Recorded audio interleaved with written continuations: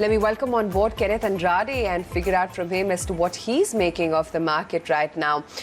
Kenneth, hi, good morning. Great to have you on the show. With the vaccination, drive, Kenneth, only picking up, and the way global markets have been holding out, so are our markets. Already the FPI figure for the month of June has turned a net seller. It's good to see that. But do you think that the markets are in ship shape and we will continue to rise with global markets? Or do you think there is a case for consolidation or a pause here? Well, I'd prefer a consolidation or a pause, but the market's got a mind of itself. So you just have to be a little careful about how valuations stack up. The economy will come out of the last 1.5 years of a slowdown, that's for sure. You will have 1 year of a pullback trade that will happen, and you will have significant contribution to profitability. But I don't think either 2022 or the next year, 2023, will be indicative years of how things will progress from there. So I just think you need to be a little watchful. The longer term is okay in terms of how corporates are stacking up, because the narrative coming from virtually all of corporate India is reasonably robust. So corporate side, everything is okay. I'd worry about valuation, how they stack up. There are bubbles being created in the marketplace, and you will have to navigate that into 2022.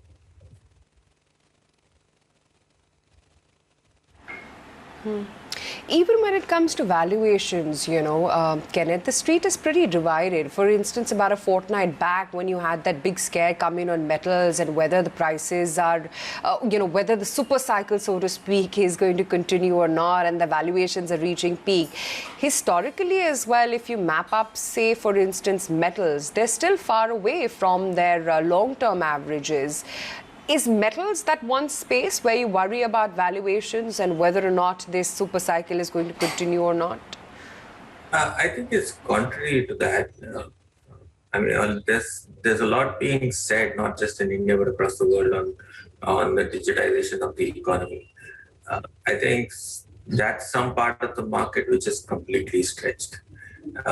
Then on the commodity side, if you worry about it, I worry about what's happening in the chemical business or the specialty chemical business. And obviously the IPO market, that's completely gone. To a very large extent, a lot of it has gone beyond logic. Okay, so there are spaces which are coming through. I think when it comes to hard commodities, capital goods, and there the cash flows are very real, very relevant, and all those incremental cash flows are actually helping strengthen balance sheets. On the other extreme, when it comes to the IPOs, or whether it's coming to some of these specialty chemical businesses and likes of those, I'll tread very, very cautiously. Because you can't buy expensive and hope that someone at the other end is going to buy the same stock out of you at an exorbitant valuation, right? That's not how it trends.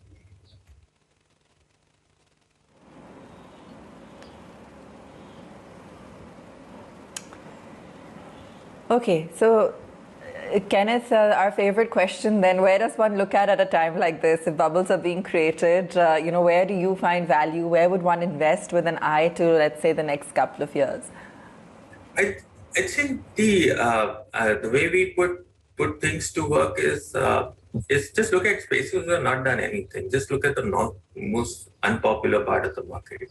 Just look at companies and businesses that are throwing up cash flows and put money to work there. I mean, you highlighted a point on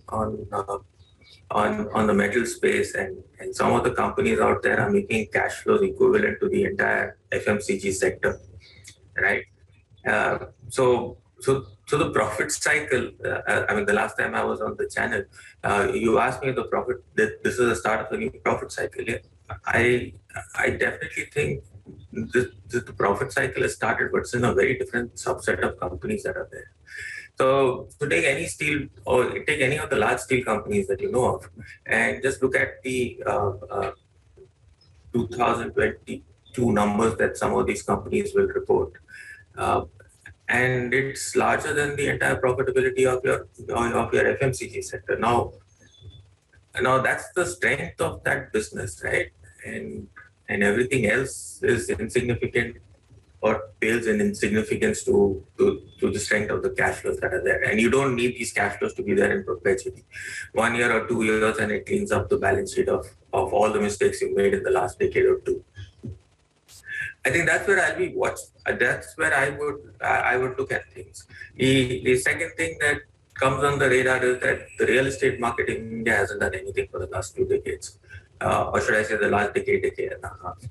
And that industry is consolidated quite significantly. You go back to 2007, and some of the companies haven't even gone back to the IPO price, let alone all-time highs. But over the last decade, they've improved every single metric that they have operated with over the last 12 years, right? 12, 13 years now. So just go into spaces which are not very popular.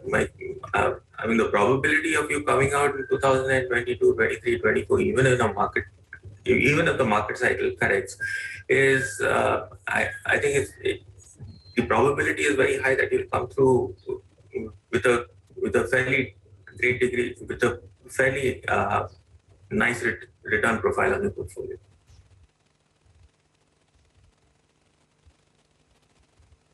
What about financials, Kenneth? We've touched upon a broad spectrum.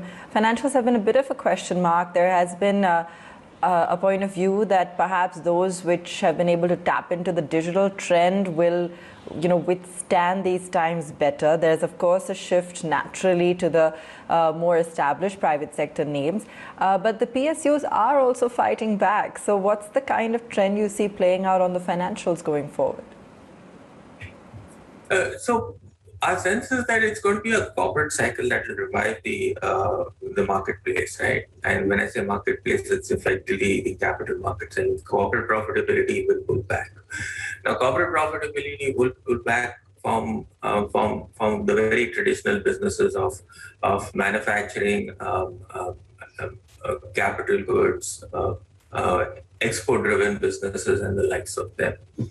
So unlike what you've had in the past decade, where it was the households that were leveraging up, I think it's back to the more traditional corporate lenders that are there.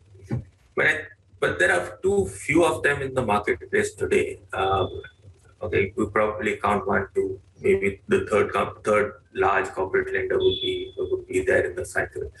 So when you talk about financials or lenders, more specifically, I think anyone who's got a B2B book will probably hold out in the cycle much better than a business which is there which has a consumer-facing business. And that would be our preference if you go to the financial side of it all. In financials and in the lending side of it all, in the fee-based income, okay, or should I say the financials, which is the non-lending business, there also the opportunities are pretty much across the board, but they are fairly steeply priced. Okay, I mean you got the brokerages, you got the insurers and the insurance businesses and the asset management businesses. They don't come cheap. Okay, so if there has to be a preference on the lending side, and obviously it'll be the corporate lenders, and you pick and choose as to how you want to run, right, with the expansionary side of the other financial companies that are around.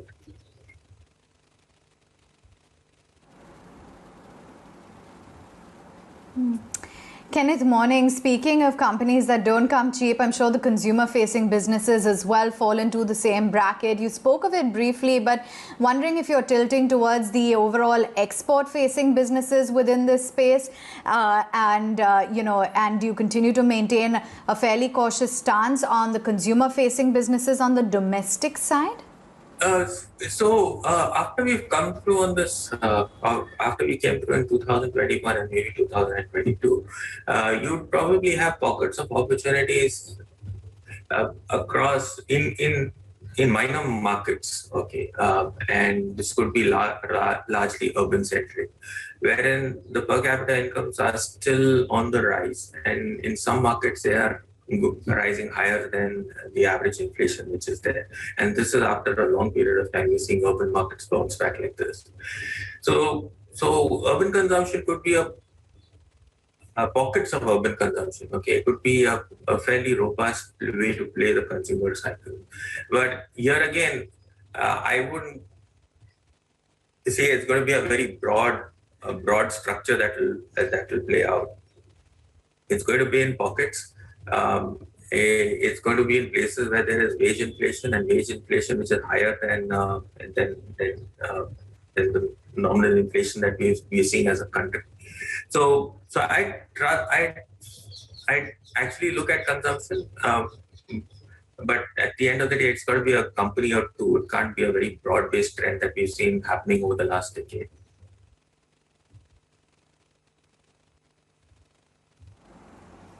Okay, fair enough. That's the view coming in on the consumer-facing businesses. Kenneth, what's the sense that you're getting when it comes to some of these auto companies as well, owing to the kind of commentary that we've heard out from the management, the overall volume growth that we've witnessed in the quarter gone by?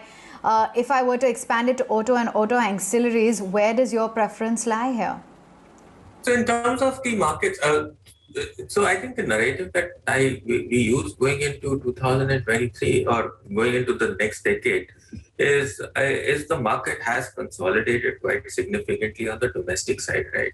You've got one participant or two participants going for a serious amount of market share, and that's also basically because you've got the balance sheet, you've got the distribution reach, etc. But the marketplace has no pricing power as yet. And that I don't think is going to come back very soon. I mean, the ability to pass on the increase in pricing to the end customer or the end consumer is basically not there, which necessarily needs to change our focus down to who's going to be the volume provider out there. And that's where we think auto ancs. I mean, there are a lot of them who've consolidated their market share, not just domestically but also there at the international market, and it could be a nice trend to play out over the next couple of years. You've got scale, you've got spare capacity, and you've got and you can feed into the supply chain which is getting vacated. I wouldn't say getting vacated, but the Chinese have to a very large extent stepped back from the international space. So yes, that's a part of the marketplace which looks interesting, but again, I wouldn't say that it's going to be across the board. You have to be very selective with what you choose. Again, valuations there in some cases are pretty are not as attractive as they used to be in the last year.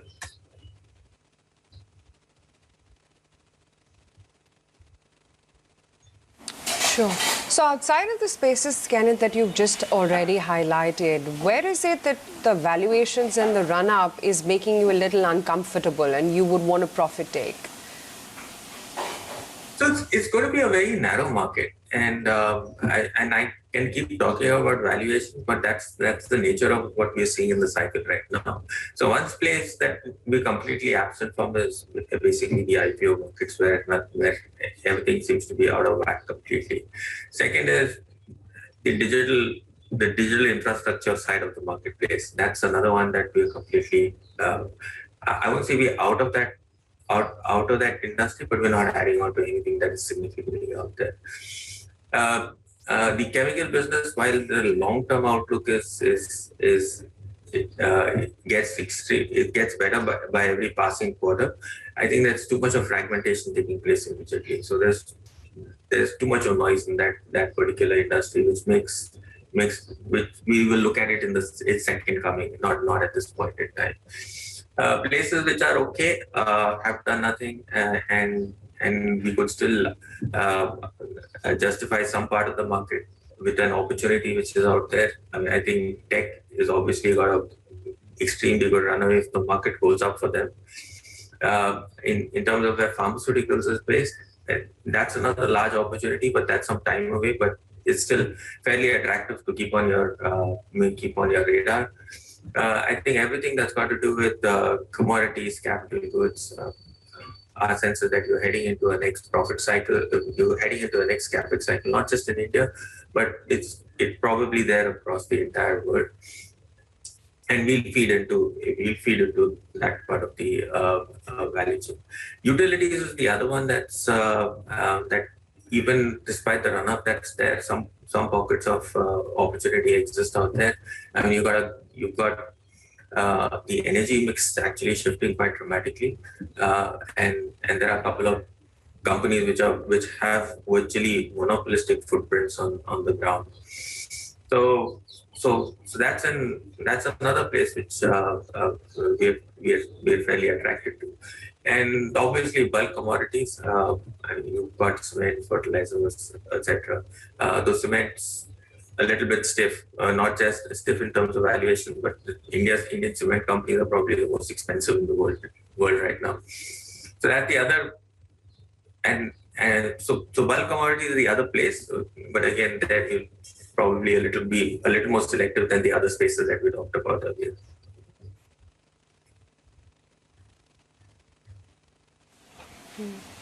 Outside of that, while the market may be getting a little market cap agnostic here, but just wanted to get your view. Given the outperformance that we've seen, Kenneth, year to date in the mid and the small cap spaces, I mean, a move of 29% of the mid cap index alone, small caps are giving you a return of 37% as opposed to the nifty move of 13%, which in itself is not bad by any standards.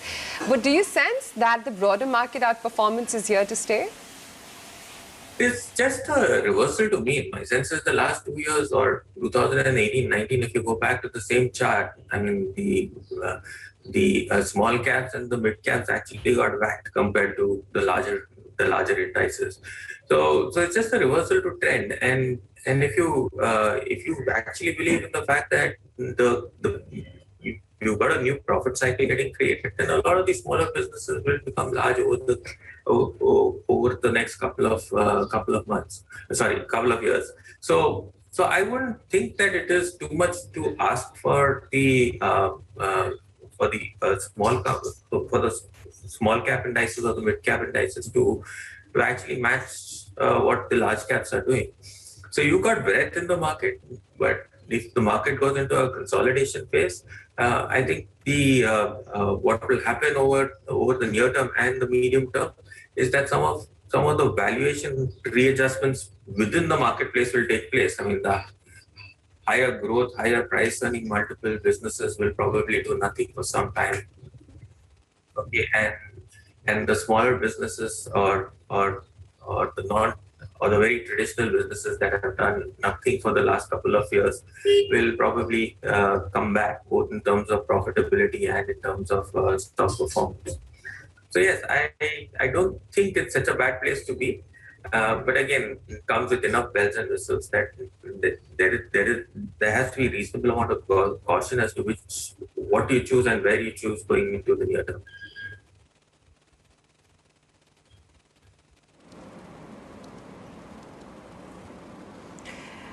Kenneth, we like to ask all our experts their advice on how to get rich. If one were to put it in simple terms, what would be your advice to investors or to young investors out there? How to get rich? Don't we all want to do that? I just think you have to set your expectations right first. Everyone looks at the last 12 months or last 15 months. Markets have come back by almost 100% plus, or a lot of portfolios have come back by 100% plus. That essentially is not what you need to look at in terms of extrapolating returns. I think the market cycle itself, and if you go back to the 90s, equity markets could have probably given you between a 25 to 30% return. The last decade, that return normalization came to about 15%. I mean, if you did 15%, you were good. So this decade, returns from the equity market would be even narrower or even lower than that. So I think you have to set your fair level of expectation before getting into the market cycle. So you look to compound, but look to compound over a longer term. Don't look at it from a short-term perspective. And yes, of course, use every opportunity that is there on the downside. I think that's where you'll make most of your money. Averaging usually on the downside helps rather than actually riding the momentum that the marketplace has, which is where we are right now.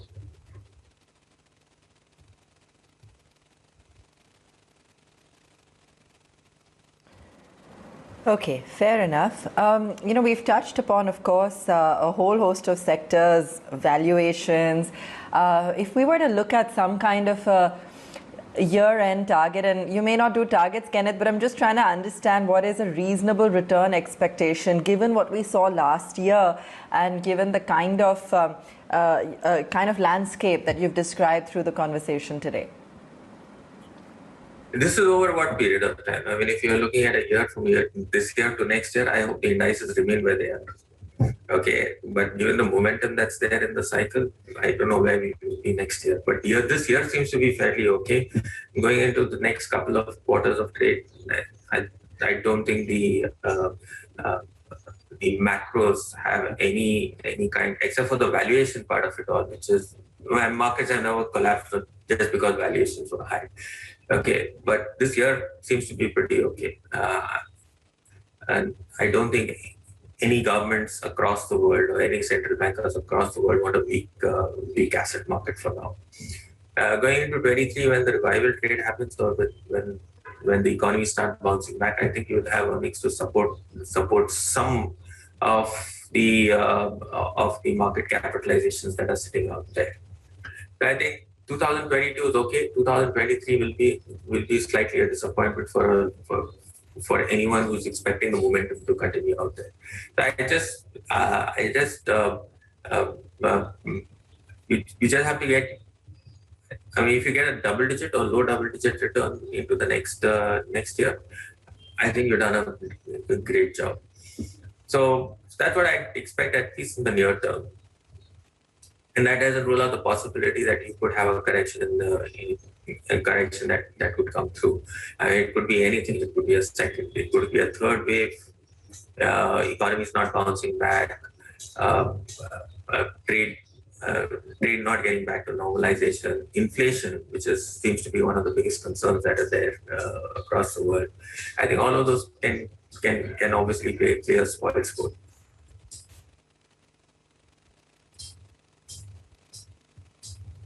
All right, that's the market view. Kenneth, always a pleasure interacting with you. Thanks much for taking the time out and sharing with us your outlook on the market.